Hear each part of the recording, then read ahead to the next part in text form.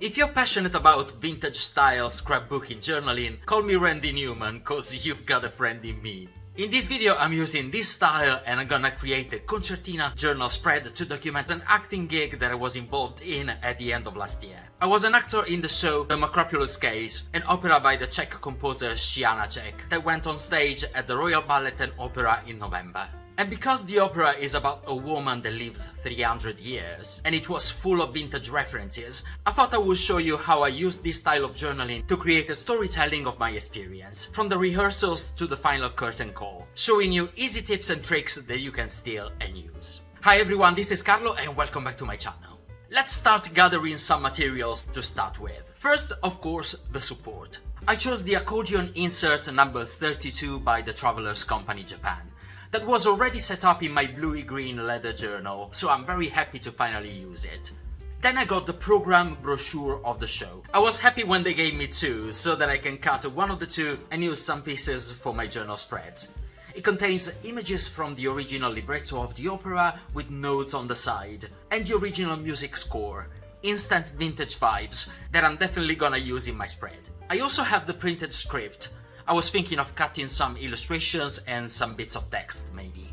And I also want to include all my personal photos of the rehearsals process and backstage. I used Canva to make a photo collage with the idea of downloading it as a PDF file and print it on an A4 sheet of adhesive paper, so that I can cut the single leads of photos and essentially make stickers out of them. Then of course I have my treasure trove of vintage scraps and ephemera that surely will help me storytell this experience with the vintage feel that this show had, and we will see how together. Speaking of vintage, I want to use illustrations from this collection of creative papers called Fauna by Pepin. The nature images look gorgeous and I think they will help building the narrative in my journal with a great style. We're ready to get started now. First, I remove the insert from the journal so that I can work on it freely. When I create vintage style spreads, but this is a technique that comes handy with any kind of journaling or style, I like to start wallpapering some pages. I normally select pages of old books, or in this case I've used some from the Vintage Diaries bundle of printables that you can download from a Buy Me a Coffee page for the price of a coffee. You find the link in the video description. I like this because they combine manuscript papers and printed ones. In the show there was a large use of old documents and letters to reconstruct the story of Emilia Marti, the protagonist. So these are perfectly fitting.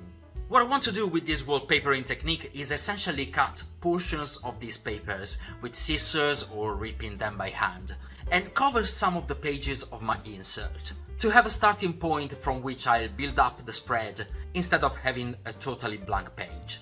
When I work on a concertina insert, I like to glue these portions across two pages to encourage the flow of the storytelling and not limit the spread to a single page view. There's no right or wrong here, just go with the flow and with your personal taste. Make sure that the accordion can still close and open without issues once you glue the paper.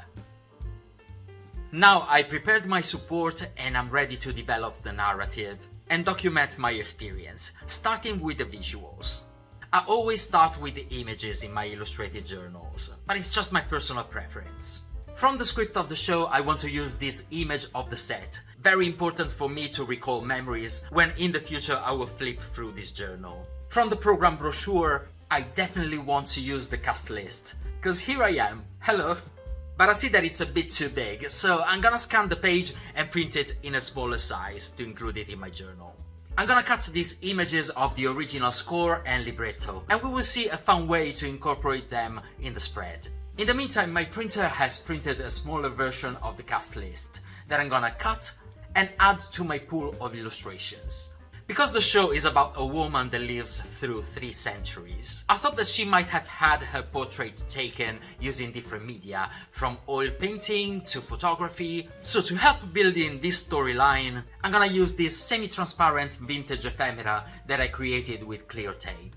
You can find the full tutorial to create this and many other vintage ephemera in this video on my channel. Also, when I build the storytelling, I love to use a lot of symbols and be very metaphorical. From this bundle of vintage nature images, I want to cut illustrations of the life stages of a butterfly, from caterpillar to chrysalis to fully formed butterfly. And I use them as a metaphor of seeing this show being born and develop, from seeing the set being built, the props assembled, all the rehearsals process. So yes, these images will visually tell the story of the birth and development of something artistic and beautiful. Once I have enough illustrations, I start figuring out where in the spread I want them to be. I'm gonna cut the upper part of this one because I don't really need it. And this is also the moment to cut all the small photo stickers that I printed. I selected shots from the rehearsal room, the prop table, parts of the set, but also from my costume and wig fitting. And there were many wigs for me in this show. Photos from the dressing room and backstage. Make sure when you want to document an experience of your life to choose pictures that mean something for you and bring good memories. You can always be descriptive and add further details when you write on the journal, but you want the visuals to give you the first emotional response when you flip through your journal. Decide where to position your photos, trying to create a nice balance. Don't be afraid to group them together if they will express a concept within themselves. For example, these are the 3 characters that I played in the show with their 3 different looks. So I want to put them in a column together. I also have this picture from the final curtain call that my friend Lucy gave me, and I want it to be on the last page of my spread. When it's time to include photographs into my journals, I like to mount them or create little frames. This has the primary purpose to make them stand out better and make them more special. But it's also a creative way for me to incorporate other paper bits. For example, I'm gonna mount some photos on the image that I cut earlier from the program. And this new frame will give them this notes on margin / diary page look.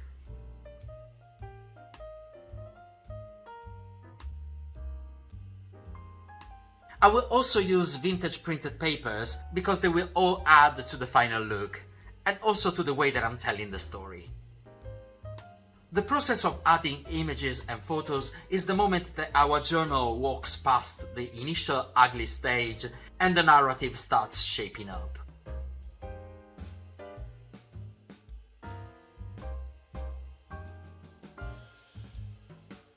I want to create an additional page with a portion of sturdy paper, a few millimeters shorter on the short side compared to the pages on my insert.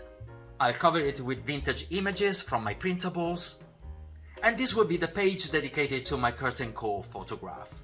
We can attach this additional page with Scotch magic tape, which I love because it's matte and totally invisible. Of course, I make sure that the page will close without any jam happening when I fold the accordion back together. Adding decorative elements on the corners of your photos, like I'm doing here with the vintage butterfly illustrations, is also a way to add dynamism to the composition, especially if we give them a diagonal orientation.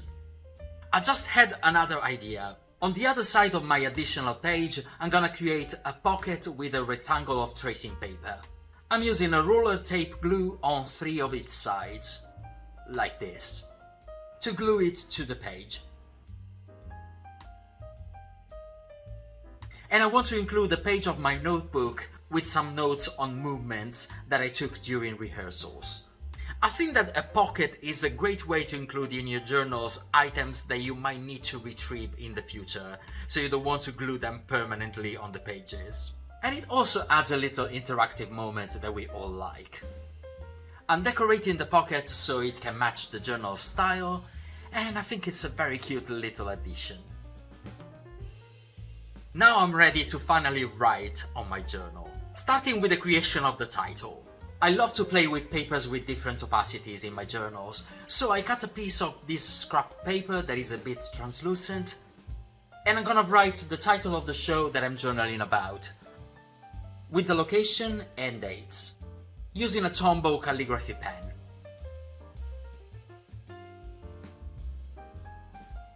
To continue the vintage vibe, I will use Tim Holtz Distress ink to stain the corners and rims of this paper with antique linen and walnut tones. It's super easy and satisfying. You just dab the ink in with a little sponge.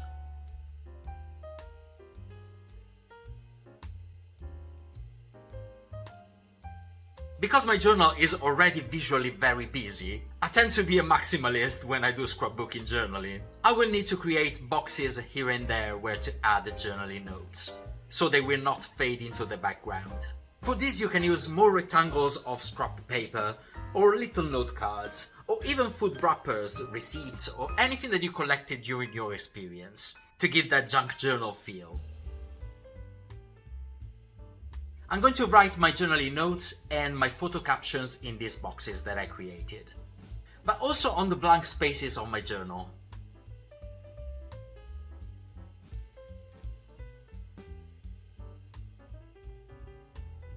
Once I've written all I had to write, I usually check my spread for bits that look unbalanced or empty, or like there's something missing. For example, here I felt like I needed 2 additional pieces of paper to fill the void and also to balance the composition chromatically. You see, you have a blue visual trail and a warmer tones one, and it's more pleasant for the eye. These are only my little personal touches, but of course, as I always say, you do you, boo. My acting gig has finally been fully documented on my journal, so it's time for a final flip through.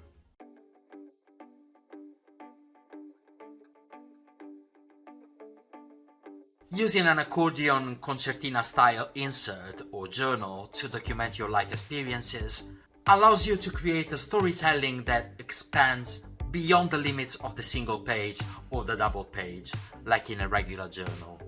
You can dedicate one side of the insert entirely to a particular event or experience of your life. Or why not, just document the mundane, day by day, letting the storytelling of your everyday life unfold seamlessly when you open the accordion. I'm a big fan of this format, and I hope this video inspired you to investigate the possibilities it gives you for your junk journals and your creative projects. If you enjoyed this video, feel free to like, comment, share, subscribe, and press the hype button so that this space can say hi to more and more people on this platform. This was me, Carlo, and until the next video, take care, be kind, and I'll see you soon.